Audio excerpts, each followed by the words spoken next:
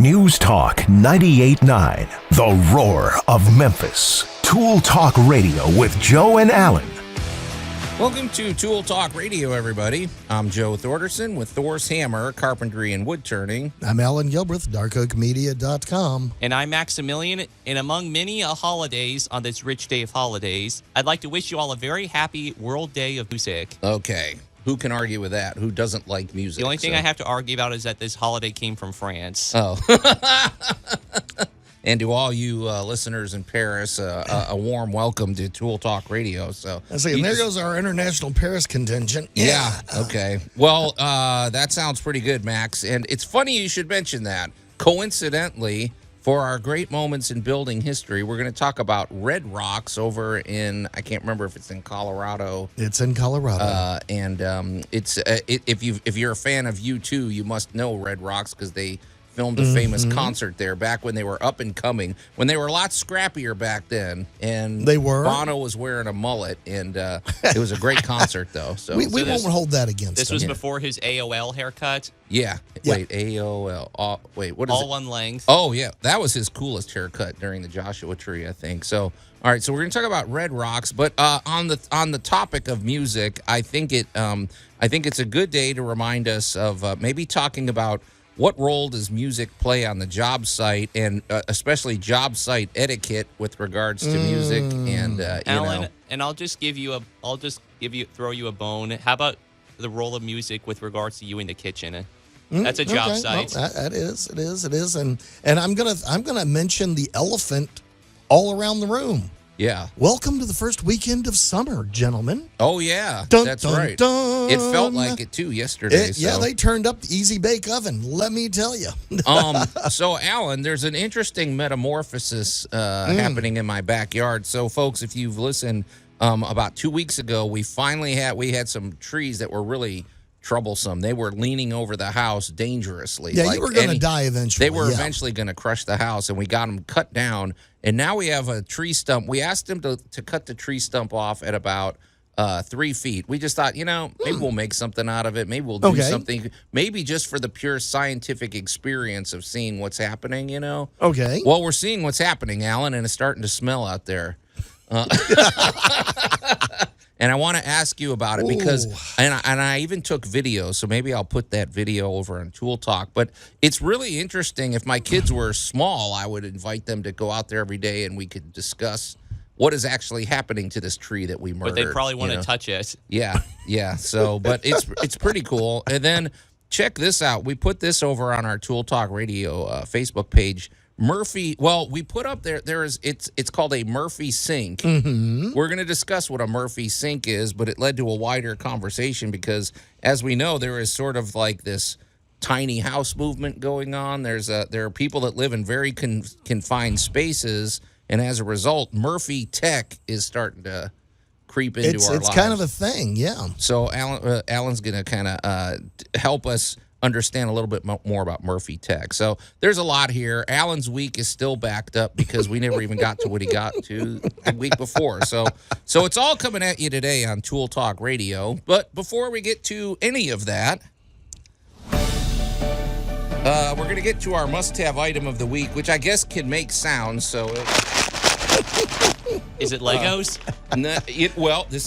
This wouldn't be a bad thing for your Lego sets, Max. But Allan, go ahead and let people know what I've got. You have an organization kit. Yeah, I mean, this is nothing complicated, but and I'm sure many people have those. But I think you can tell a lot about a person who shows up on the job site, whether they have this or whether they just have a big pile of stuff that they throw on the ground and get started and go to work. So now, okay, well, basically, when we're saying an organization kit, this one, if I had to describe it, is about 2 inches tall. It's basically has these little compartments. It has a clear plastic top. You carry it like a little suitcase. It's about 12 inches by 14 inches with a handle. And it's a place where I strictly keep screws, and then I keep like screwdriver heads in there, things like that, hex heads and stuff. But Allan, you said you gave up on these. And I'm wondering why. Well, all right. I personally have just for, as you go into trends, My trend right now is I need 4 different sizes of Phillips head exterior screws. Okay.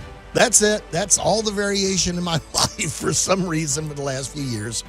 However, all of my cosplay friends have dozens of those for different buttons, bangles, bobs, and stuff they use for costumes. For my hardcore fishing buddies, they have dozens of those with their prize hook setups and lures and everything. And for any of my craft people, and I'm thinking of one person in particular, and she knows who I'm talking about. She has about 8 of those, and she has every imaginable tiny widget you could ever use in a craft in one of them. Now, I have a question for the panel. Is there a perfect median size for these? Because I've seen ones where they're like super huge, where it's pretty much like you're carrying like a portable like shelf. And then I've seen ones that are really small like that, but which I imagine is only really good for tiny widgets. So is there a good median size for somebody who's looking to store their tools, but that isn't too small or too large? Oh, very good, man. Okay, this is just a personal preference, but Alan, if I can't see it, I don't want it. So this one here is about 2 inches deep, Max. So and I only use this to put screws. There's specific washers and screws and screwdriver bits that I need. So I put them in here. But my rule of thumb is, man, if this thing starts getting 4 or 5 inches deep and you can't even see what's underneath something else, I don't want it, man. Unless you're storing donuts or something, most of the crafters I know have exactly that organizer that you have right there in your hand. Yeah. They just have 6 of them. Right. But each one is for organizing something different. Yeah. And a lot of vendors that come to the convention have these things too. Yes. But yeah, they're handy, but I'd say it's more about what you put in there. That's like, in other words, everything in this organizer gets used on just about for this particular job application. But sometimes you see people where they just throw half, so some of the stuff will never get used, and then some of it, and then you wind up. So anyway, but having it is nice, because having a big pile of, I would say if you have a junk drawer or something, put a couple of these in there. Oh yeah. Because you know how our junk drawer is, it's so junky that I just don't ever want to get around. You don't want to get in there. So now I got a buddy that's big into trout fishing, and he has about 3 of those that are nothing but different colored feathers. Oh, feather. Oh, yeah, because he ties his own flies. Oh, okay, and he'll have those things set up, and don't breathe or clap around them because that stuff's light. But he, right, yeah, he's being well organized. There's nothing ever wrong with that. No. So anyway, that's the must-have item of the week. And if you've got any good organizers that have worked for you, let us know, and we'd love to hear about it. So, okay, well let's shift gears. Max, wait, you said there's a couple holidays that we should. There was one that I think might merit a home improvement discussion, but. Well, first off, for Joe, it's World Giraffe Day. Oh, nice. I mean, who doesn't like a good giraffe? And then for our buddy Lynn. Alan, you've eaten giraffe. No, actually, I haven't. I will plead innocent to that one. He always says, give me the neck. So. Yeah, neck. Well, let's face it, neck bones on a giraffe would be an experience. There you go.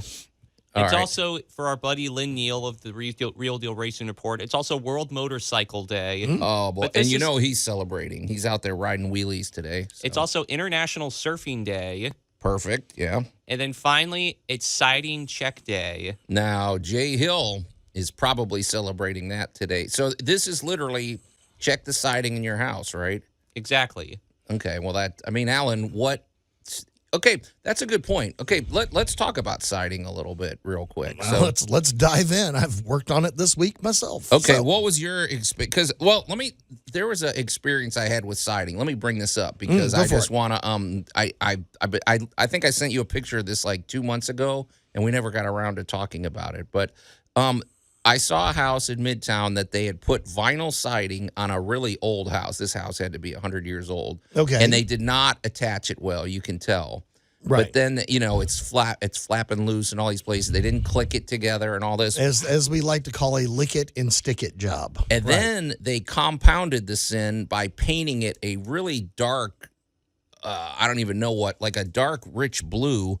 and it's facing the sun. I mean, it's facing west, and it gets a good probably 6 hours of sun, and all of that siding has warped and separated and bowed. And why would that happen as soon as you paint it with a dark color? Because I know there's a scientific reason here. Well, let's just break out the easy bake oven theory. Yeah. Of dark colors. It's summer. And I'm going to throw in a weird little gardening tip all of a sudden. Yeah.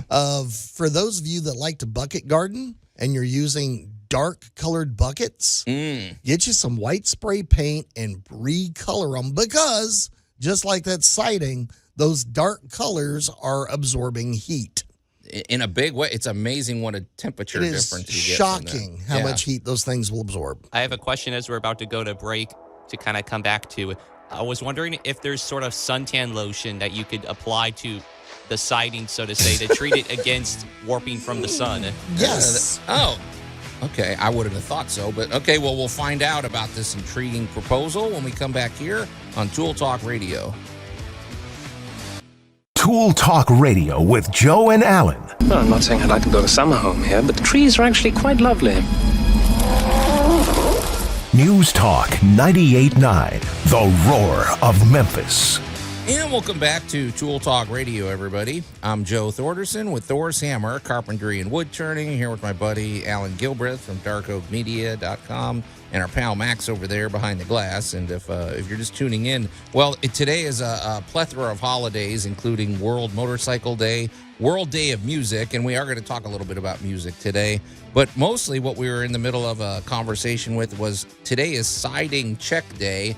Doesn't exactly roll off the tongue, but it's a good day to remind you to go out and check your siding. And I was talking about some of the woes of painting vinyl siding and how it can make it warp. And then Max, you had an intriguing question that you pitched to Allan. I think you should repeat it. But. Well, it's the idea of basically the siding equivalent or the outdoor the equivalent of suntan lotion to prevent it from getting warped and damaged. And I laughed and scoffed and thought that was a horrible, ridiculous question. But Allan, you actually bought into it, right? So, okay.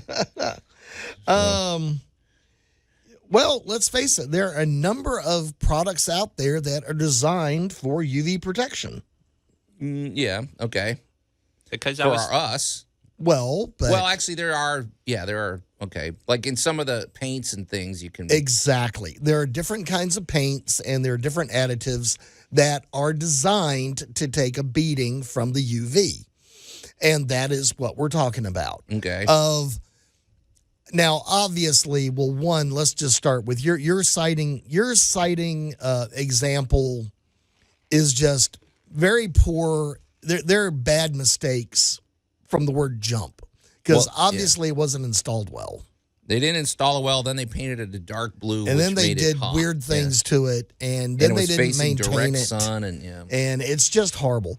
Okay, then I think the next question was: is siding even necessary? That's my thing, is because I'm very utilitarian and I'm very existentialist, where it's like, do you even need these things that we just sort of take for granted, or just not even give it a second thought? Wait. You didn't tell us what the UV one was. Well, no, there are UV protective substances that you can put over things, or you could paint it again. They could repaint that siding a more sun-friendly color that would actually have a UV protection substance in it to keep it from frying off the side of the house. Okay, I gotcha. So there are UV protective products, whether it's for fabrics or buckets or planters, or if things are designed to be out in the sun. People have a tendency to forget how really destructive the sun's rays can be. Sure. If we didn't have the atmosphere around it, we'd look like Mars or something, or Mercury. Let's pick on your fence. You've been working on fences now for a couple of years that I know of. And you know that when you put up that fence, it's shiny. Mm-hmm. It's new. It's wood colored, like fresh wood. Right. Go back and look at that fence about a year later and look at the difference between the side the sun hits and the side the sun doesn't hit. Sure. And you will see a dramatic color difference. Yep. Because the UV is powerful stuff. Even with our buddy Jay Hill, they put UV lamps in your air conditioner to kill critters. Right. Yep. So UV is some powerful stuff. Yes. And our loyal listener Angel actually texted in the idea behind that. What we're describing is, she calls it a weather barrier shield. Okay. Or weather resistive barrier. Yeah, there you go. Acts as a shield against the elements. I just use the whole idea of suntan lotion because it's like, if we humans and everything needed protection against the sun and the elements, we would use something like a suntan lotion. And so it stands to reason that our homes would probably need that too if they're exposed to the sun. And there are a lot of companies, especially Dow Chemicals, that agree with you. So there you go. Yep. Now, how bad do you need siding?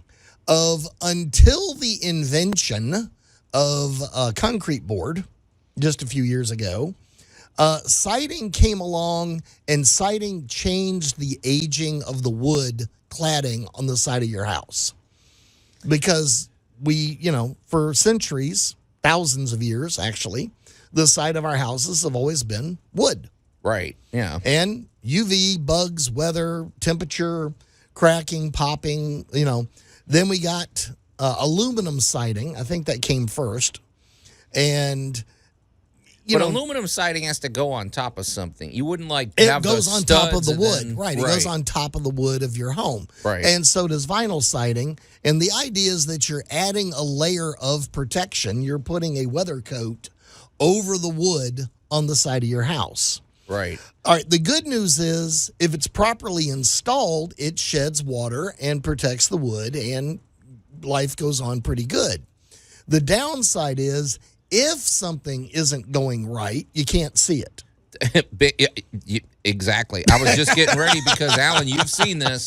You know people out there are doing this. You can't just say, okay, I've got that giant hole in the side over here, and then I've got this, place where all the wood rot is. I'm just going to cover everything with vinyl siding. You can't just cover up your problems like that.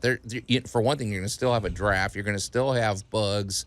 You're still going to get moisture will find its way through into that. Oh, and so you still got to fix that stuff. Siding isn't like a magic cure-all. You know what I mean? No, and that's why we have a check your siding day. Yeah. Because you do need to go look around your building. Now, what constitutes siding? We're acting like it's vinyl and aluminum. Well, guess what? Anything on the outside of your house is considered a siding or a cladding, up to and including your brick. Well, I was going to say brick is sort of the brick. Yeah. You could have everybody thinks, well, I have a brick wall that's really, really strong. The brick isn't what holds up your wall. Mm-hmm. The brick is what's covering your wall. Right. But the brick is not what's holding it up. Right.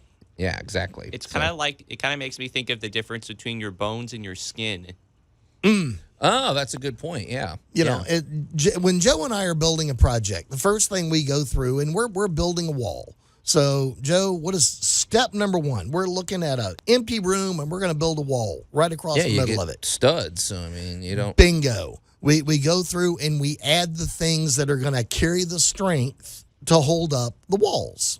As a matter of fact, if you want to get technical, when they put the brick up, they attach little straps, and they're piggybacking on the strength of the wall. Actually, it's not the other way around. So yeah, that's why you can pull a brick wall down, like if you're doing demo, and the whole place isn't going to just collapse. At least it shouldn't. Yeah, we certainly hope. You never know. So yeah, okay, that's not a bad one though, Max.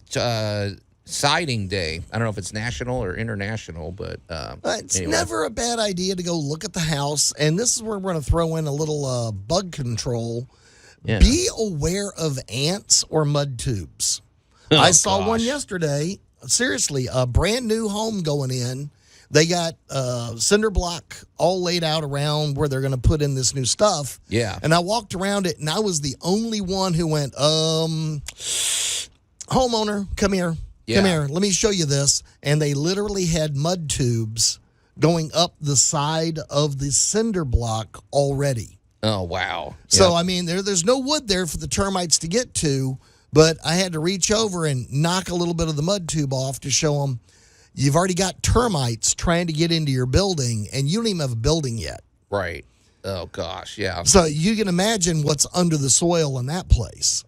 Yeah. So you got, not a bad, I kind of like that holiday. Go check the outside of your building. Yeah, especially if you got flaps or if you've got Yep, go look gaps for or ants holes or and anything. termites and look for stuff coming loose and cracks and I'm looking at some never a bad idea. I'm looking at some pictures of mud tubes. Some of these look like something from a horror film.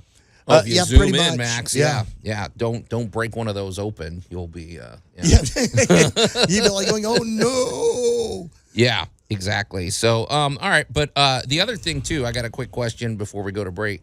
On a lot of brick homes, we see this, that at the bottom, it's maybe 10 inches off the ground. There's holes every four. Do we still need those? Yes. Were those spraying for termites or is that ventilation? That's vent. Okay. All right. Because it's very air. tempting because over time, like the holes we had were getting way too close to the ground. And then I'm like, okay, I don't want them flooding and having Right. water coming in. So I have to confess, I filled some of those in. Not all of them, but. Well, this is where we talk about the house moving and the soil moving. Yeah. The longer you've lived there, more than likely, well, I actually have got a job I worked on this week where one yard is sliding into the other. Okay, there you go. So, all right, well, the weirdness continues, and we're going to find out what happened when we come back here on Tool Talk Radio. Tool Talk Radio with Joe and Allan. If you've cut yourself at all in the course of these tests, you might have noticed that your blood is pure gasoline. That's normal. We've been shooting you with an invisible laser that's supposed to turn blood into gasoline, so all that means is it's working. News Talk 98.9, the roar of Memphis. As long as you have a plan. And welcome back to Tool Talk Radio, everybody. I'm Joe Thorderson with Thor's Hammer, Carpentry and Wood Turning, here with my buddy Allan Gilbreth from darkoakmedia.com. And our pal Max over there behind the glass. And if you're just tuning in, today there's a plethora of holidays, including World Motorcycle Day, Siding Check Day, which we were just talking about, the siding of your home, and World Music Day, which I'd like to mention something about job site etiquette with music as well. But before at the top of the show, I mentioned that we had two trees. Well, we have one tree that we got completely cut down. We had another tree. We cut about a third of it because it was both of these trees were hanging over our home menacingly. And then with all the rain, I probably should have brought out like a protractor or something to measure the angle or whatever, to measure the angle. But I'm telling you, just in the month of May, I think that tree tipped another 2 or 3 degrees. It was a ticking time bomb.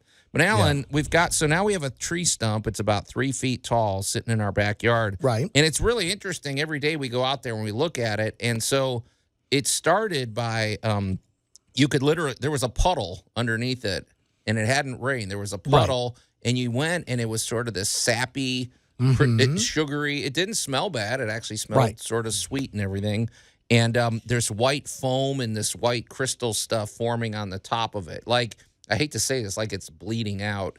I mean, it makes me feel a little guilty for cutting it down, but at the same time, I mean, this tree was going to crush our house. But Allan, now it's starting to smell like stale beer or something. Exactly. And so obviously there's things happening in this tree stump. But part of what I was wondering is, I mean, I took a camera and we were watching and it was dripping like a faucet. Not, right. I mean, it was like a steady drip coming out of several areas. So is that partly because it was raining so much, or is that just because there's so much water and sap stored up here? And what am I in for over the next months? You mean years? Okay, yeah. You mean I'm years? Okay, well, one, the tree doesn't know it's dead. Oh, poor thing. So it's like, so It's in a state of denial. It's got phantom limb syndrome. It's got phantom limb syndrome. Okay. Because all of those roots are still functioning.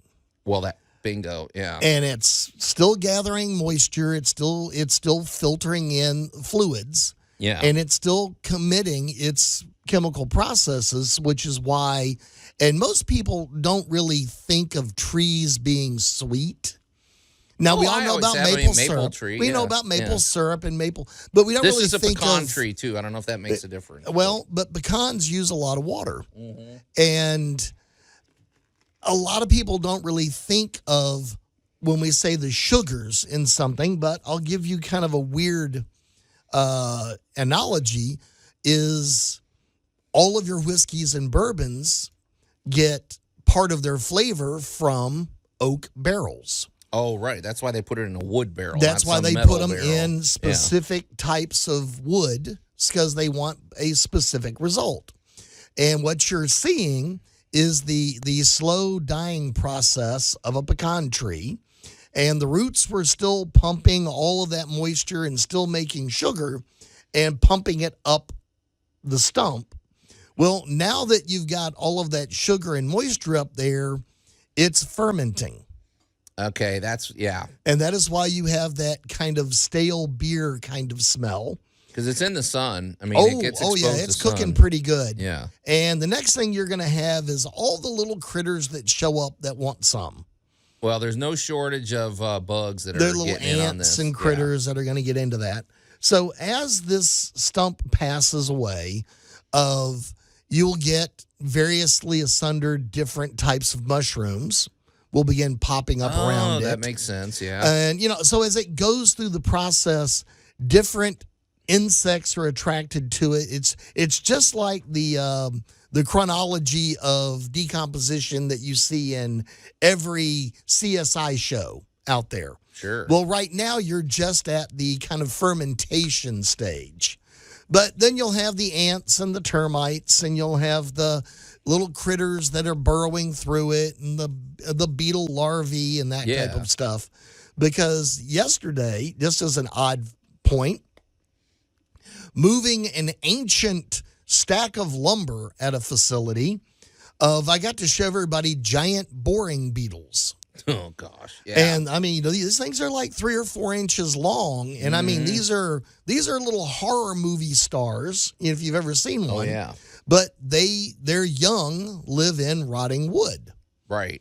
So you probably got those coming up next year.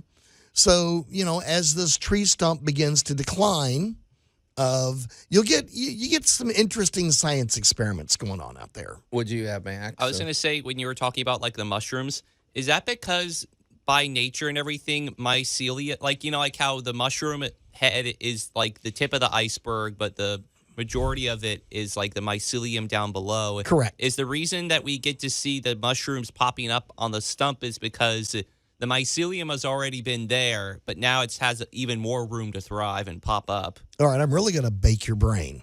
You know what? That tree wouldn't be alive if it weren't for mycelium. I always love fungus, and I have even more reason to love it. The fungus is among us. People freak out. Oh my gosh, I have mushrooms. That just means something is going right in your yard. What is a mushroom? A mushroom is nothing more than the fruiting body, the end result of the mushroom process. That is just the part that pops up to spread spores, and it's no different than an apple. Yeah. So it's just the fruiting body. So they pop up when it's time appropriate for that particular species of mushroom. Now, the thing is, you probably have 5 or 6 different types of mycelium around the roots of that pecan tree now. So as this process goes on, you get to see different stuff. Because like in the Mid-South, generally one of the first ones you'll see is if it's a limb that's rotting, you'll see them come down and you'll see little mushrooms on the side of it. One of the big mushrooms you might get to see is a medicinal called turkey tail. And these actually look like the tail of a turkey. And they're big and kind of a half moon shape. I've seen those, yeah. So, welcome to the process. So your tree is going to slowly fade away. Well, we're watching it and we're chronicling it, and it is interesting. And but I'm glad it's a bit away from the house because there are flies and there's other creatures. But we're leaving them alone. We want them to do their job, and this is a situation where I want them to take care of business. Let nature take care of nature. Well, real quick, I just want to throw this in because today is World Music Day, And, Allan, music plays a big role on a job site for good or bad. And what, Max? I was just going to mention real quickly just the fun fact about why this holiday was created. Oh, okay. I think you'd appreciate the sentiment, even if it's from France. Anyways, keep twisting the knife, Max. So, a man by the name of Maurice Fleuret back in the 1980s was the director of music and dance at the Ministry of Culture back in 81. And he had this idea of music that he wanted to apply to France. It's the idea of music everywhere and the concert nowhere. Music everywhere in the what do you mean? I don't know what he means by the concert nowhere. It's the idea that, he noticed that 1 out of every 2 people, pretty much half the population in France knew how to play some particular type of instrument. So he wanted to think of a way of bringing people together on the streets to present music. Rather than just having concerts, so sharing a musical experience. Sharing musical experiences with the public, essentially. But that's also different because creating music together, which may or may not sound any good, but that's its own reward, I suppose. So, exactly. Okay. Okay. Well, that's not a bad reason to create a holiday like this. I guess I was thinking though, Max, when we're talking about home improvement or we're talking about being on a construction site or something. Al, I don't know about you, but I think especially these days, everybody can have their own headphones. You don't have to blare your music and impose it on everybody else because everybody has their own taste. So I think, and I've been on jobs where people didn't do that, and music became, especially if it's music you don't like, it makes the job site really miserable. So it's like there's a certain etiquette there. But I have to say, on the positive note, I don't know about you, Allan, but I have different playlists. I don't listen to music every day because I don't want to listen to the same songs over and over. But there are certain playlists, like if you're doing precise work, like cutting in some paint. But then there's the demo music. Well, I'm curious what your demo music is in your playlist. So it's actually, when we're doing demo, usually the demo music is me yelling instructions. Okay. And the ring of sledgehammers. And generally, I don't like music for demo because demo is dangerous. Oh, now there's a good point. Okay. Because I'm usually tearing down a whole barn. You don't want somebody rocking out while the wall is collapsing. I do not need you losing yourself in the music to get lost to a 4x4. Now, how about this as a compromise? How about the sailors that are singing sea shanties as they're working? Are they losing their concentration? Or they staying in rhythm because they all have to. I saw Pirates of the Caribbean. They have to swab the deck in unison, I suppose. Okay, so, all right, tomorrow's going to be a different. All right, that's the tale of the same porch. Yeah. So we're building a deck tomorrow. However, a deck had to be torn down. But because of the age and condition of the deck, they needed to listen and be safe. Now, putting it together, hey, man, they can break out in song all they want tomorrow. Okay. All right. Well, we'll have a few parting thoughts about music on the job site, and then we're going to find out what Allan did this week. Tool Talk Radio with Joe and Allan. Was that toilet always next to the refrigerator? Ned. You ever try lugging the toilet up a flight of stairs? News Talk 98.9, the roar of Memphis. Surprisingly appropriate for later in the show. Yeah, stand by. And welcome back to Tool Talk Radio, everybody. I'm Joe Thorderson with Thor's Hammer, Carpentry and Wood Turning, here with my buddy Allan Gilbreth from darkoakmedia.com and our pal Max over there behind the glass. And today is today's got many holidays. Today is also World Day of Music, and we were talking about, it sounded like the point of the holiday was, don't just sit there and listen to music and absorb it. Go make music yourself and do it as a community. And that may sound good or it may not, but I guess the experience is its own reward. That's literally the slogan that the founder of the day came up with. It was in French. It was the French for make music. Okay. Well, not a bad option. And I was just saying, if you are on a job site today, I don't know that it's as big of a problem because a lot of people have their own you don't have that one guy showing up with a boombox playing his music and nobody else wants to hear it and ruining the whole ambiance. But we kind of seem to have a bit of a counterpoint here because I'm actually kind of starting to side with Allan a little bit with regards to the use of music because not I don't really have like a job site where I listen to like music, so to say, that's like demanding. But I do notice that I went through a period when I was working out where I would listen to music, or when I was jogging, I would listen to music. At one point, I just stopped doing that because I feel like I wouldn't be present to the exercises, and it might almost be doing myself more harm than good. Because it's like if you're lifting up weights blindly and just running blindly and not like paying attention to your surroundings, you could actually be doing yourself more damage. Well, it's actually, now that you say that, Max, it's funny because when I listen to music, and maybe I do this subconsciously, but now that you're saying that, I really only do it if I'm doing something like, painting a wall or doing something that I could do in my sleep. Basically, it doesn't require laser focus. I can do it almost reflexively. So, that's interesting, Max. But anyway, if you've got music that helps you work, we'd love to know about it as well. Yeah, call to arms on the people on the text line. Yeah, if you have any. What's your favorite playlist for particular scenarios? Like, what's your demo playlist, or what's your painting playlist, or what's your whatever playlist? Exactly. So, all right. Well, let's shift gears, you guys. So, before we find out what Allan did this week, we want to talk about our good friends over at Groundworks. And so, I mean, their playlist is all about getting your house protected and strengthening the foundation of your home. They are all about a healthy foundation, which comes in many shapes and sizes.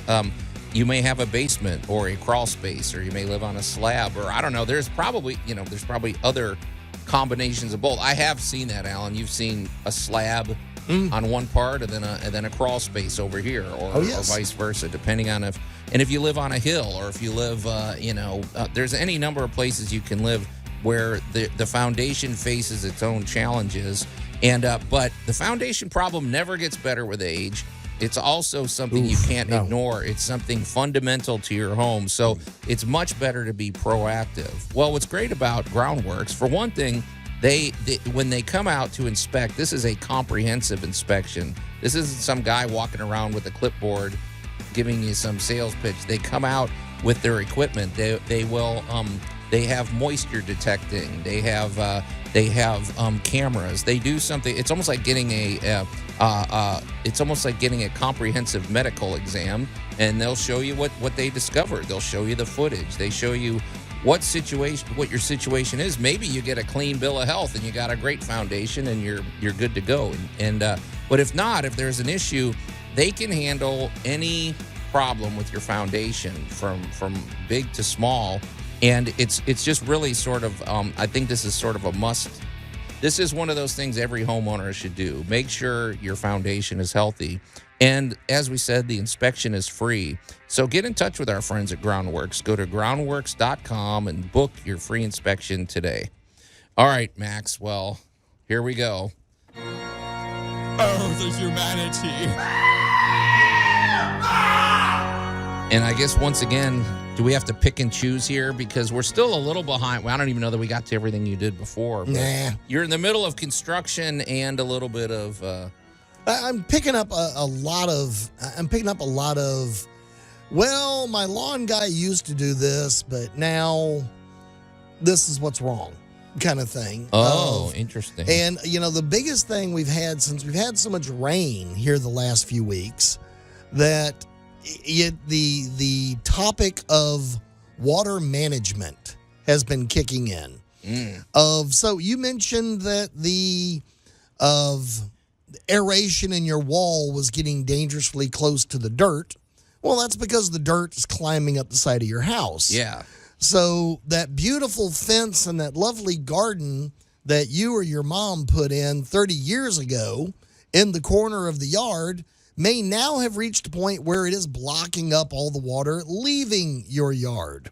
Especially if somebody, now we don't have this, but somebody could have been chucking, wood chips and mulch and everything around something, and it's going up against the house, and Or that lovely little tree you planted 20 or 30 or 50 years ago is now a sequoia and is now completely shading a huge part of your yard, and you don't have as much grass there anymore.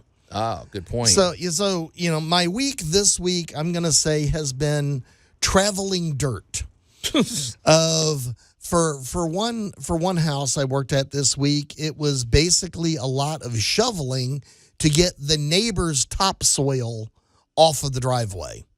Oh, wow. Yeah. Because it's starting, the neighbor's kind of slightly uphill, and all of the above. The tree is now big. The bushes are now grown. This has happened. That has happened. And to be honest, the neighbor is losing their topsoil. So happily, my client was setting up a raised garden and hadn't put all the dirt in it yet. So we just went, pile of dirt. We went all up and down the side of the property, removed all of the excess dirt, trenched in where it needed to be trenched, and all of that excellent topsoil went into the bottom of their raised garden bed. So a lot of extra work went in. For another client, we actually built what we're going to refer to as the monkey grass wall. If you've ever had monkey grass in your yard, or it's also called leotrope, this stuff is virtually impossible to kill, grows anywhere, grows forever, never goes away. It is also a great barrier plant. So what we needed in this one particular instance is we need to kind of shift things a little to the left. And so instead of trying to build in walls and drains and decorative functions, what we did was we just went in and put in the much less expensive option of a row of monkey grass. Okay. I've heard you champion monkey grass in the past, right? Is it because it's just grows easy and it's indestructible? Yeah, well, you've heard me cuss monkey grass in the past too, because somebody planted it in the wrong spot and now it's blocking everything up. Okay. However, because of its tendency to clump up and be a nice thick barrier, I've used it to stop leaves, I've used it to line walkways, I've used it to change water channels. Oh, okay, yeah. Because it'll stay put, right? That stuff, once it gets rooted in good, it's in. The good thing about it is it's also really easy to transplant. I was going to say those roots are pretty. They're not. Well, I've discovered a 9-inch pruning blade on a Sawzall, and those roots are no problem at all. There you go. Right down the sides. So the big one this past, like I said, we're about to have a week where we're not going to have so much rain, but the last 3 weeks, it's rained at least, every other day? Yeah. Every day it seems like there's a threat of rain. There's been a little hit. Mm-hmm. So the biggest thing was, all right, where is the water? How is the water? And in answer to a query Max asked me a little while ago, we'll talk about gutters when we come back. Okay, there we go. I'm getting existential about gutters again. There we go. Okay, well, hour 1 of Tool Talk Radio is in the can, but stay tuned. We got a full hour coming up next.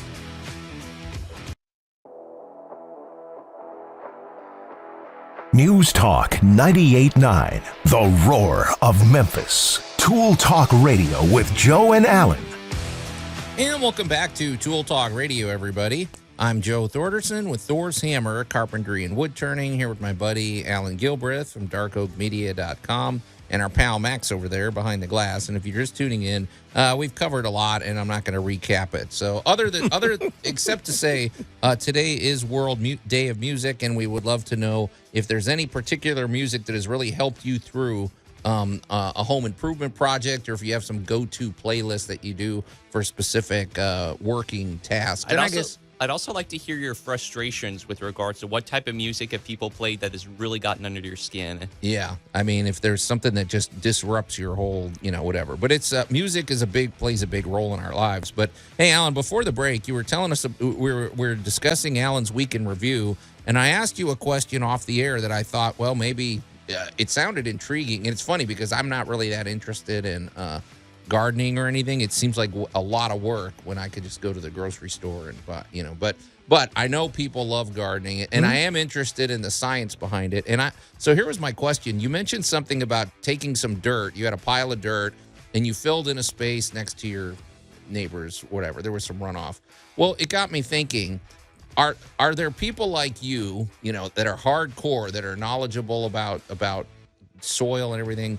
When you go to the big box store, you see bags and bags of all different types of dirt, sand. Yep. It could be this potting soil. It could be whatever.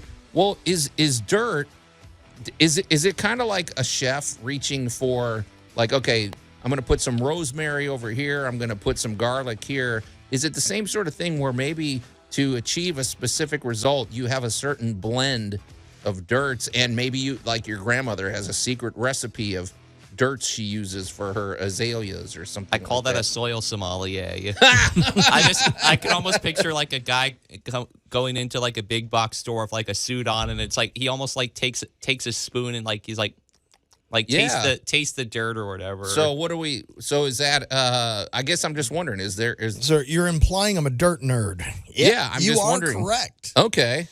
You are exactly correct. Not all soil is created even. Not all soil is created equal.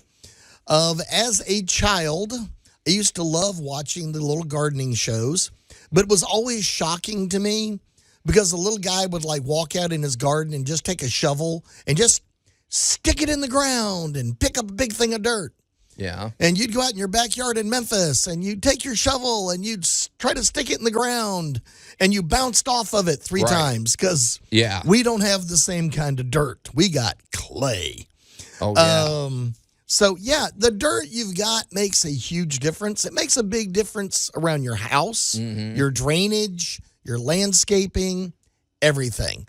Because you use different things for different reasons. Well, I had somebody ask me the other day, they were looking for sand for a particular use. And I'm kind of like, all right, no. You do not buy the play school sand. Yeah. That is a white sand. It comes from Destin, Florida, usually is where the company is. And it's designed for the grains of the sand to move across each other evenly so like the kids can play in the sandbox. And when they come in, you can brush the sand off. You can dust them off. Yeah. What you want is that grubby-looking bag over there that says paving sand. There you go. It's not as pretty, and it is a locking sand. It's designed for you to rub down between the pavers and lock them in place. The same thing happens with all of your different potting soils, and this is why there are different brands and different mixes. And for instance, you don't want a clay pot full of clay soil trying to grow your cute little indoor plant. It's just going to do badly because the way you water it, the minerals are going to build up. What you want is a potting soil that has vermiculite in it, and what is vermiculite? Vermiculite is powdery thin, powdery light volcanic rock. Right. So, but it's designed to help keep the soil open and loose so that your indoor plants can survive and thrive. Right. So outdoors, when you're working on your garden, if you're putting in roses, well, you kind of want exterior soil that's going to benefit what you're trying to grow. My personal little secret mix is everything I do is 30% manure. Yeah, because I'm growing vegetables. Because I'm growing stuff I want to be productive. Right, yeah. So, does every hardcore gardener have their secret additive of a lot of people love ground up eggshells. Now, I think I've heard of that. A lot of people add ground up eggshells. Now, I don't think that's the miracle additive of all times, but it is an organic. And it keeps you from throwing them in the trash. I always wonder about lava because every time you hear about something, it's like there was this volcano, it wiped out a whole thing, but then everything grows back real lush and everything. So there's got to be some... With the exception of Pompeii. Well, there's got to be something, though, that's in the lava that activates growth, I guess. I don't know. Depending upon the minerals that you're looking for, the plants that grow around there are designed to take advantage of the local area. So, yes, volcanic ash is laden with just buffet of minerals. Yeah. So, as what is once destructive, once nature gets hold of it, well, it's kind of like your tree stump out there. Your tree stump was a viable, growing tree. Right. But it got to a point where the tree is untenable anymore. So to protect your house, you had to take it down. Yeah. Well, now nature is going to get hold of that stump and go, all right, we had a tree, now we got a buffet. There you go. And now we're going to break it down and we're going to turn it into the things we want to enrich the soil and feed the critters and do all that good stuff. Okay, cool. Well, so because I just thought of that. I mean, I sort of assumed, but you confirmed it. So it was absolutely. a theory, so. All right, well, let's we're gonna move on to something I've been wanting to get to for a couple weeks here. And now, Tool Tales with Tool Talk Radio.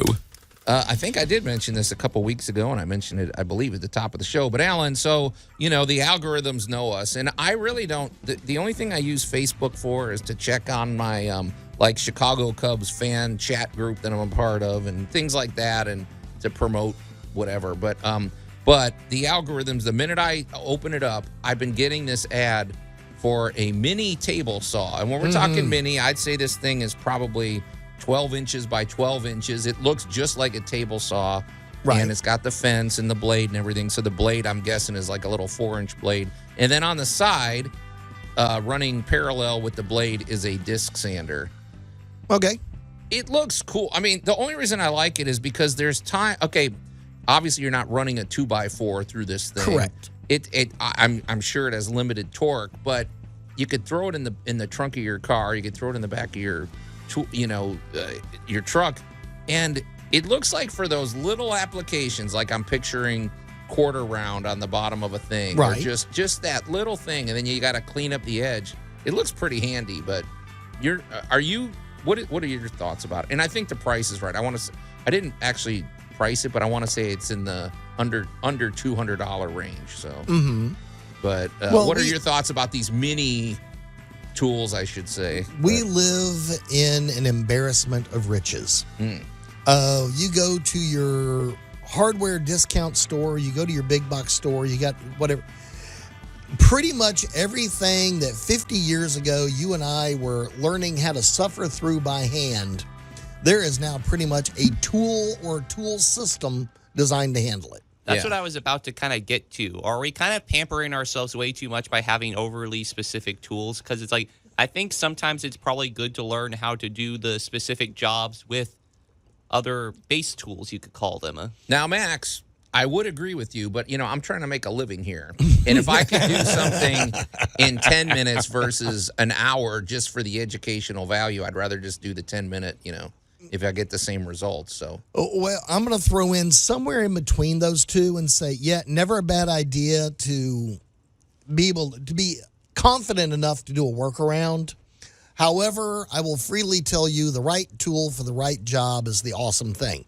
If I were doing a lot of finishing work, I would probably be very interested in a cute little thing like that. Right now, I'm doing a lot of decks and I'm doing patios and I'm doing bigger stuff. So well, the trend you get in trends too. Yeah, that's kind of be how the trend fell. The trend fell right now. I'm wearing out Sawzalls. Right. However, winter comes rolling along here, and I may get involved in a lot of the interior stuff, and I may get involved in a lot of finishing work. In which case, the smaller, lighter, easier tool may be absolutely what I'm looking for. Yeah, I don't know. I may pick one up. It's easier than busting out the miter saw and things like that. Yeah, my caveat is how well built is it?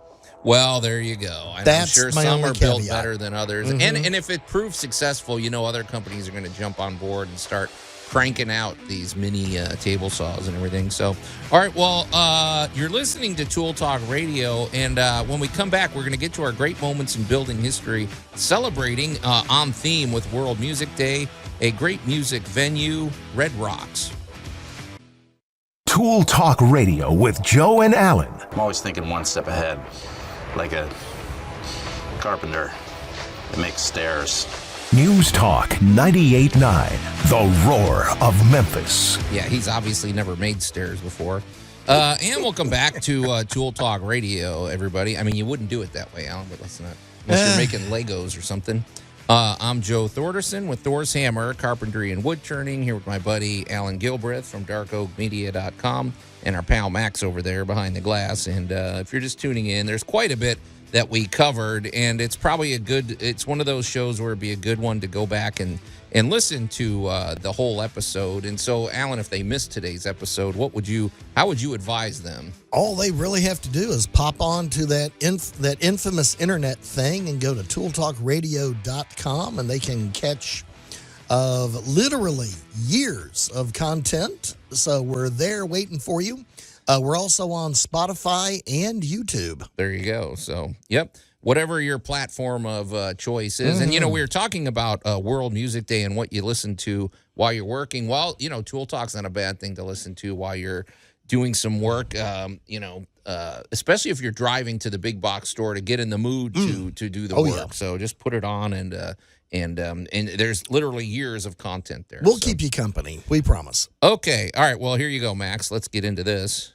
And now, great moments in building history.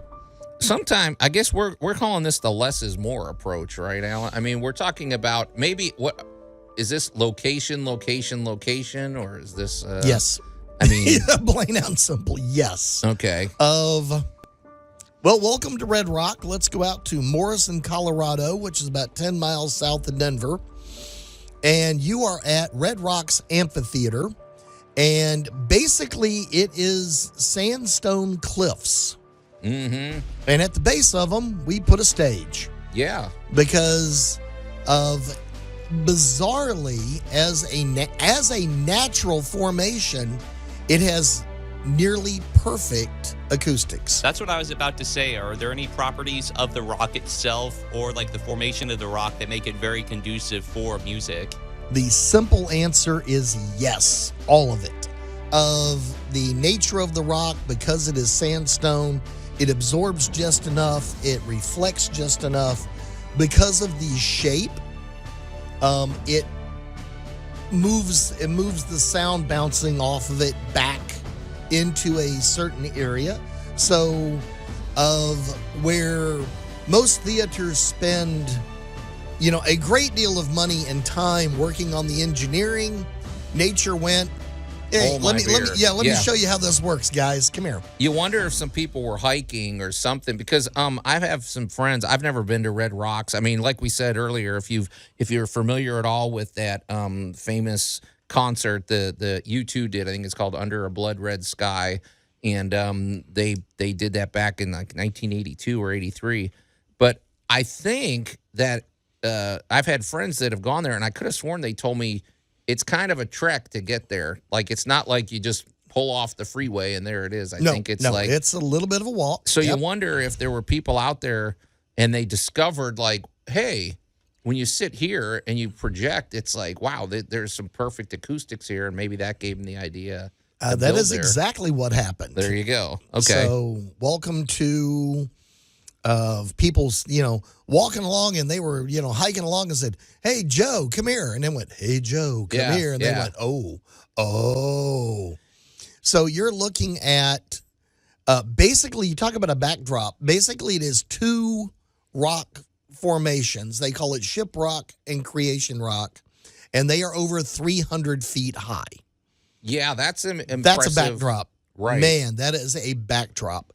And this is one of those, it's not a huge theater. It's not a massive place. And like you said, it is a little bit of work to get into. Mm-hmm. But this is one of those places where if a band gets to play there, they make sure they tell you, hey, we played Red Rock. Right. Because it is just amazing. This is just how astounding facilities in the United States can be. I like that they just they didn't try to just bulldoze everything and whatever. They just kept what nature provided, and they really just sort of added their own little touches, because it does look very primal when you see the I don't know whether they've added jumbotrons or things like that. I haven't seen it in a long time, but mostly it's still a natural formation. Well, that's the whole point, is that whole backdrop. And one of the big rules, one of the big, don't climb on it. Stay off of it. This is something very Tell that to Axl precious. Rose. Or, okay. It's just, no bungee jumping from Shiprock. So yeah, it's. I don't know. It's one of those events, and this is one of these things where you just got to go online or go look up the old YouTube video and take a look at some of the pictures, especially at night. Oh, yeah. And it is just completely astounding to be there between these two monoliths. Yep. You might find this kind of interesting in terms of like prehistory or some of the way back history. It's interesting. There's evidence to suggest that they might have been used by an ancient tribe called the Ute tribe. And then not only that, but there was an expedition in like 1820 by a person by the name of Stephen Long. And what's cool is back in the day, they called this place the Garden of the Angels. Now, that's interesting. So it's always had a certain, it's not hard to understand. There are some places that obviously if you're in a natural formation, whether it's 2,000 years ago or whether it's today, you're going to get a certain reaction, and it's going to be, it's cool. And it's been sort of left alone. And it's interesting because in the U2 concert, there's just big torches that they had to provide. I don't know if it's just ambiance or if it gave off any kind of lighting, but it looks real primal. Like you really do feel like you're back thousands of years. So, well, you are standing in front of 300-foot sandstone cliffs and it is a red sandstone. It is just astounding. And basically the whole amphitheater and park is fairly natural. So it's not covered. It's not, it is not an interior wonderful experience. It is outdoors in the desert at night. And the fun thing was, we're talking about being nice about your music. Mm-hmm. It's 10 miles outside of town. That band can crank this baby up if they want. Up to 11. And you're not going to bother anybody and it's when you look at just the natural resource that's available here. Now, there's more to do than just concerts. The concerts are generally at night. If you want to go hiking, if you want to go through the state park around it, they have all kinds of walking tours, hiking tours, and you can go see all kinds of amazing desert, I guess we'll say, desert attractions. There you go. Yeah. What I kind of like about this, too, is it kind of makes me harkens back to if there is construction, it's minimal, but it's done intentionally. It kind of makes me think of like ancient like Greek amphitheaters, how they were almost constructed on a natural height. Yeah, they're like on a hill, or and at the base of the hill there is where the stage was, or something. Right. So yeah, they kind of had the same principle. I guess I'm wondering. We always say, okay, well, it has perfect acoustics, and it has. Well, honestly, I really don't know what go. So okay, I'm thinking of acoustics. There's probably a lot of factors. It's the position of the rocks. It's the angle that the rocks hit. It's the way sound either carries or dies when it hurt. Like here in the studio, Alan, we have for a little peek behind the curtain, folks, we have foam panels along the wall. That's so that we don't get an echo.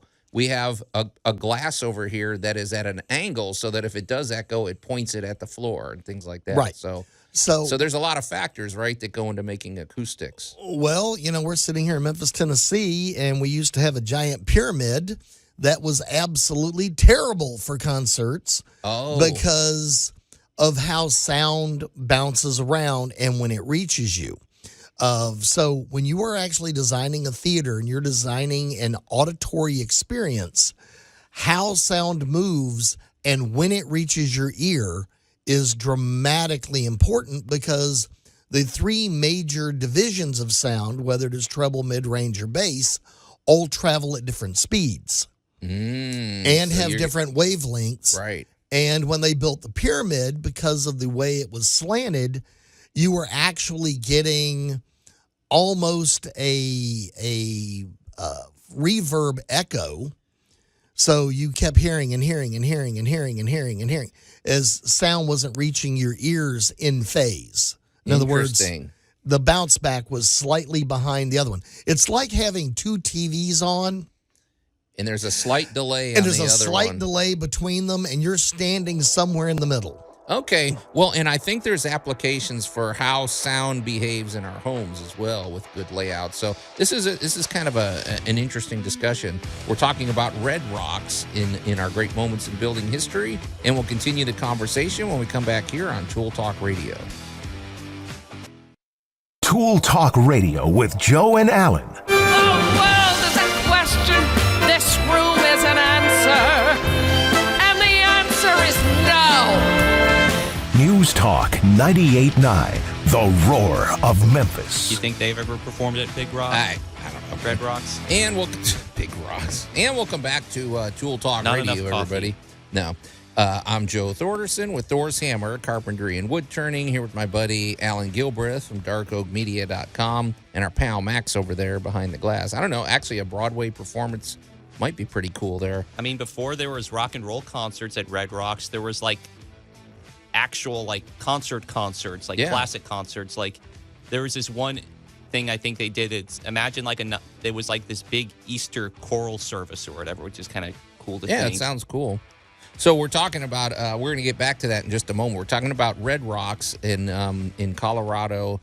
The really interesting, it's a really interesting musical venue, but it's also, as Max told us, it's also for other performances. Before we get there, though, we want to talk about our good buddy, Jay Hill with Big M Roofing and Remodeling, who I think, Allan, he was front row at that U2 concert back in 1982. By the way, Jay, speaking of music, I don't care right now. I'm playing this. Okay. I think he had a mullet back then, too. But, yeah, we're still on the hunt for his walk-up music. But one thing that, and you know, Jay loves his music, but one thing that Jay loves even more than music is helping protect the outside of your home. He is all about the exterior protection when it comes to roofing, siding, gutters, windows. We've touched on a few of those already today, yes, Allan. So, but we always lean, obviously, into his roofing expertise because especially, my gosh, now, well, really all of them, they work in harmony. But this weather, I've never seen such a rainy spring. I think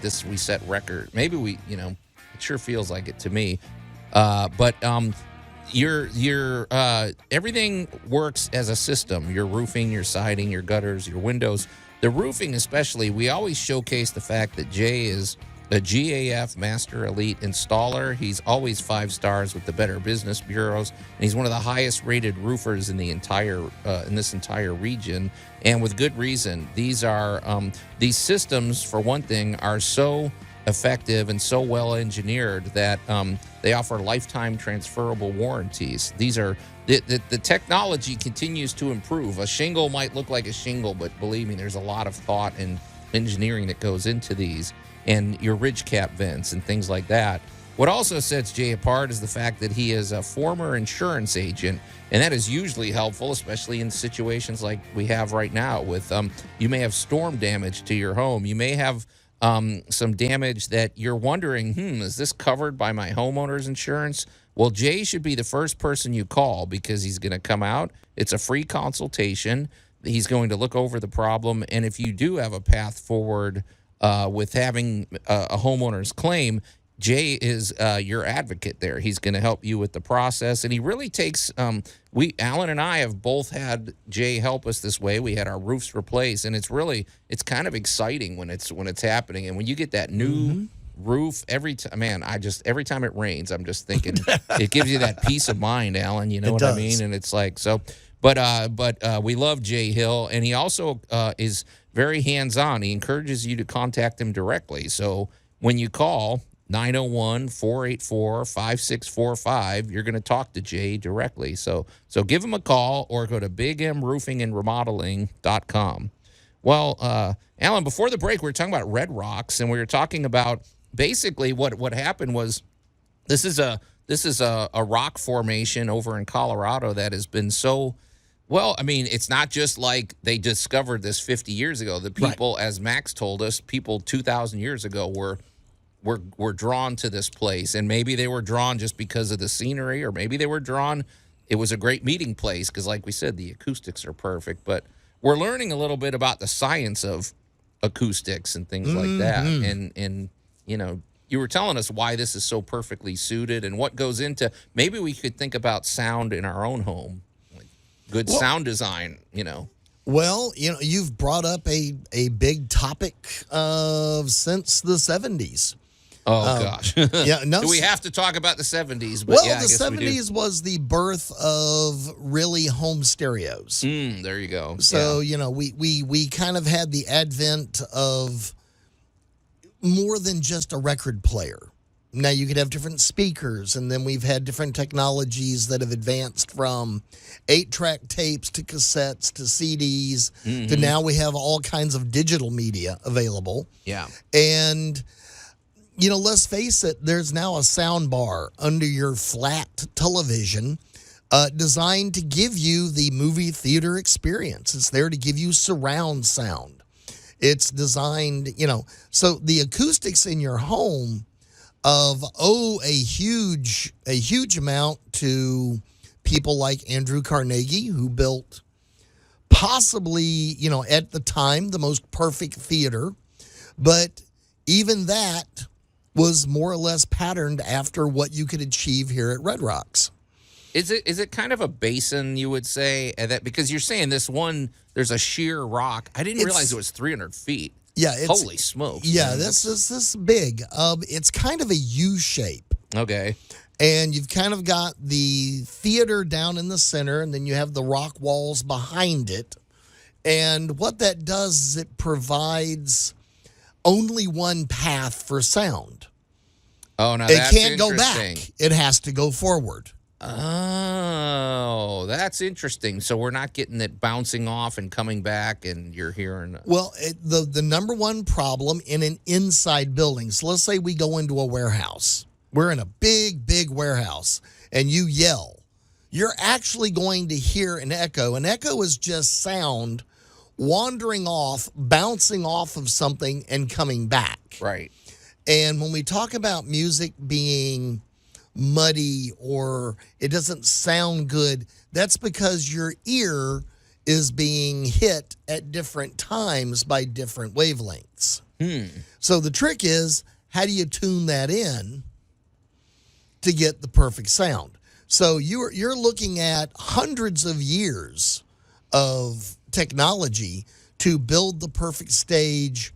If you're a theater buff, you don't want people on stage shouting so that somebody in the back can hear them, but you have to have a theater design so that the sound has to go from the stage out to the audience. I never thought of it where you want the sound going in one direction. That makes a lot of sense to me. Well, so now you have these 300-foot rock walls that went, no, you're not going this way. Right. You're going back out there. Speaking of theater and drama, would you like to hear a little bit of fun drama revolving around the Red Rocks? Okay. So back in the day, the Grateful Dead used to, for some reason, love to go to the Red Rocks all the time. And up until a point, they held the record for the most sold-out concerts there with about 20. Well, that's small pickings compared to nowadays, where Widespread Panic has played at Red Rocks about 72 times. Wow. And you know what's funny? You'd appreciate this, Joe. Guess what band was banned from performing at Red Rocks up to a point? Fish. Yep. I knew it. And you Those know why? Fish heads. I know all about that fan base. Yeah. You know why? Because fans of the band kept showing up to the concerts without tickets, and they were accused of starting a riot outside the amphitheater. And the people in the nearby town of Morrison were not prepared to accommodate the size of the band's following. Well, those Fish heads, don't they just, that's their life. We travel around and we see Fish. So maybe they show up for a concert a week early and camp out in your... that was the old Grateful Dead, all the Deadheads. Oh, man, so, yeah, exactly. Welcome to. So... Yeah. We spend millions of dollars in technology to do what nature went. Let me show you how this is done. Well, what I like about Red Rocks is they didn't fight it. They use, we'll put a stage here, we'll put this here, and we'll leave it alone. And but I do have a question, Alan, because I'm really fascinated with I'm a big believer in how our subconscious affects our daily lives and all this. And we talk about, you go into a structure, you go into a building or a home, and there is an ambiance and there's an aura that there, and some is very positive, some isn't. And I wonder, and to me, there's like all of these little things playing on our senses that affect it one way or another. And I'm just thinking, I don't know how much we always give sound a consideration for either making a peaceful home or a home that maybe causes tension or something. I think sound design is actually something maybe we should think about. I am going to agree with you 100%. Okay. Every reprimanding mother would probably love to have good acoustics to yell like, Johnny, come down here. Something, but also, if you have these little, because I'm thinking, the perfect example, like I go to, sometimes you go to a restaurant, like a little grill, and they got 15 TVs on, and occasionally the sound is left on just a little bit, and you hear this one is 1 second off from that one, and it's really disconcerting. And so if everything isn't calibrated precisely, it does affect you, I think. Well, that's why we have more than one sense. Yeah. So, you smell it, you see it, you feel it, but you hear it. Of the ability to hear and hear well is, we wouldn't have a movie industry without it. Yeah. Yeah, but I think it's something to think about. Maybe if you go into the house and you're like, that little echo is annoying, or that little, maybe there's things you can do to affect the sound distribution in your home, I suppose. Oh, they're definitely. If you got little kids, get some throw rugs in the house, and it'll cut down on that. The trampling sound, yeah. Right. So, but anyway, okay, that's a pretty good one. And I would say, folks, if you have an opportunity to see a concert in Red Rocks, by all means, check it out. So, all right, when we come back, we're going to talk. I don't know if this is a design flaw. I don't know if this is a point counterpoint. But when we come back, we're going to talk all about Murphy technology. Tool Talk Radio with Joe and Allan. Oh, I cannot believe a pipe burst and left that there. There's no burst pipe. How do you know that? What is it then? Hey guys, somebody making soup? News Talk 98.9, the roar of Memphis. And a little durian fruit soup there, Allan. And welcome back to Tool Talk Radio, everybody. I'm Joe Thorderson with Thor's Hammer, Carpentry and Wood Turning, here with my buddy Allan Gilbreth from darkoakmedia.com and our pal Max over there behind the glass. And if you're just tuning in, we've talked about a lot. I'm not recapping anything, and we're going to get down to this, which I don't know how to cue you, Max. So we're just going to jump into this. I don't know if this is a design flaw. I don't know if this is brilliant, whatever. But oh my! Okay. This armor's useless. Why do we even wear it? Oh, you stink! This is the worst. Okay, so if you go to our Tool Talk Radio, if you go to @Tool Talk Radio over on Facebook, you'll see a few posts that we've made, and one of them was, this is another one that just popped up on my feed, Allan, and I have to admit, I haven't seen this one. It's called a Murphy sink, and folks, if you can imagine what it is, imagine a sink where the bowl folds up into the wall and it like tucks in. It doesn't have a drain at the bottom. It's literally a bowl. And when you wash your hands, you tip it back, and there's the drain system is in the wall, and it drains, and then it tucks it out of the way. So it seems like this saves a little space, Allan. Honestly, I can't see that it's saving more than about 6 or 7 inches of depth, but I have to be honest, I've never seen a Murphy sink. This looks like it was probably in some older homes, but you say they're making a comeback, and this led to a bigger discussion about Murphy technology. Basically, things that fold up. Yep, to things save that fold space. up and go away. First of all, would you own one of these Murphy sinks? Because I see a lot of problems with this. It's hard to say. If it was in a camper and, I had all of the luxuries of home in this tiny little camper, I'd probably be pretty game for it. Okay. Now, do I want one in my house? There you go. No. I am way too spread out. Well, people may think, well, this sounds cool. What's wrong with, because it's actually kind of decorative when you close it too. Well, it is. It's got a factor. So let's pick on William Lawrence Murphy. Max, he was born 1876? 1876. Okay. So dude lived during the golden years of everything. Okay. Because, we've talked about the World's Fairs and everything that happened all during this guy's youth. Yeah. The social norms at the time was, of course, you never had guests in your bedroom. Really? Okay.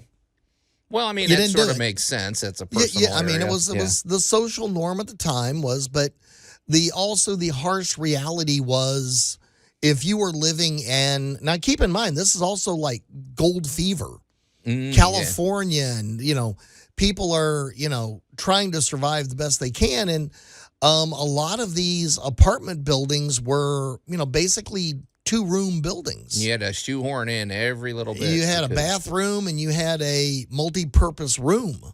Right. So Mr. Murphy came up with the idea of a bed that could fold up into a wall. Right. And it has been called a Murphy bed ever since he got the patent on it. Yeah. But Murphy, as we call it now, Murphy Technologies, the Murphy ironing board, I still run into in houses all over Midtown.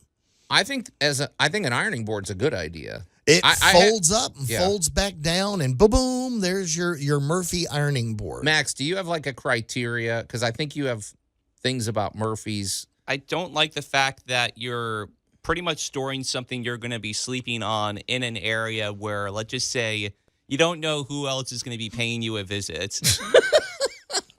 Talking about bugs and things like that. Bugs, mold. The fact that you're enclosing something, because not only that, but there's moisture on your bed. That's what I was getting at. Yeah, because, you just don't know what might be accumulating, like what sort of mold. It's like, all right, boom, you have time to cure like the easy bake oven, pull it out of the oven. Guess what? Mold formed. That's what I was thinking of, Alan. Okay, I've seen a lot of things. I've seen in little apartments, they have a fold-out thing. You open it, and it's a collapsible stepladder, and you fold it out, and you can get up to the top cabinet. An ironing board. Or generally, there's probably not a lot of moisture on an ironing board after you iron. But Norman Rockwell, our buddy, he said he's building a Murphy workbench in his shop. Yeah, there you go. There you go, Norman Rockwell. That's what I would say. My thing would be anything where there's even the remotest hints of moisture. I don't want to fold that into anything because how is it going to evaporate? And what if you fold that bed in there? As we said, you've taught us this, Alan. You've ruined many breakfasts on this show talking about what's in our mattress actually. Yep. And do you want to fold that into a dark place with no airflow and coagulating all day? And then if you don't have another choice, yes. You'd probably have to change the sheets like once a week or something. Well, you should, but the idea behind this technology was what can we hide where? It's clever. I mean, it definitely helps. It opens up a lot of space. Are there things that I would really want? No. But I've even dealt with Murphy toilets. Oh, come on now. I kid you not. They swung into the wall. You swing them out. That's welcome to a Murphy compounding toilet. the sin. So, well, I was also just thinking too. I don't know. Not only that too, but when you have a Murphy thing appendage attached to a wall, I have this philosophy of not pigeonholing the possibilities of a venue or of a place because you've just pigeonholed the possibilities of that section of your wall because there's a big bed folded into it. You are correct. That bed is always going to be there. Yeah, you're not rearranging and putting. Yeah, that's true.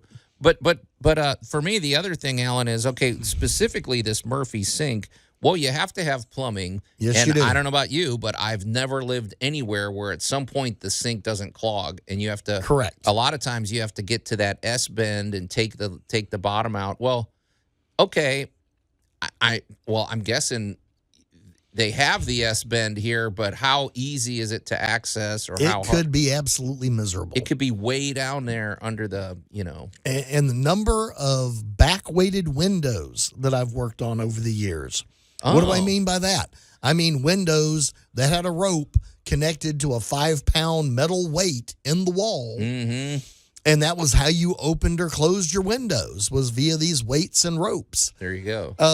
So it's a technology. I'm going to turn around and look right at Max and go, Max, it's a technology of its time. So everybody is flooding into, we'll pick on San Francisco, because they found gold not too far away, and everybody's trying to make a living, and everybody's looking for a place to live that's not in a tent. Yeah. So congratulations. You're going to get a bathroom and a multi-purpose room that you're going to try to cram all of the features of modern living into. So, yeah, this is how come Murphy beds and Murphy sinks and Murphy toilets and Murphy workbenches. And this is how come all of these things came into being. Because I remember in the 60s having a camper with the family that had a Murphy dining room. That's fine. I've seen those. But I'm just saying it was a technology of the time, but it's a cool technology idea that won't die. It's still with us. It's the infection of legacy thinking. I don't know. But it could be. I can't argue with you because do I really want to sleep in a bed that's been locked up in a closet for a week without any air? I always think, probably not. I always think too, the more moving parts there are, the more opportunities to fail. I don't want to be pivoting my sink every day. And I like that revolving toilet thing we discussed a while back. Oh yeah. I mean, do you really want to pivot the toilet in there? I mean, just to get one head clean. Yeah, I don't know, man. But it's a technology that still exists, and with the campers, the RVs, and the tiny house movement is still thriving. Okay. All right. Well, it's probably going to be something we may revisit one day because it's all around us, and it's an interesting technology. But it's time to go, you guys. I hear the music. So you've been listening to another dynamic episode of Tool Talk Radio. On behalf of my buddy Allan Gilbreth and our pal Max over there behind the glass, I'm Joe Thorderson. Thanks for listening, and we'll see you next week.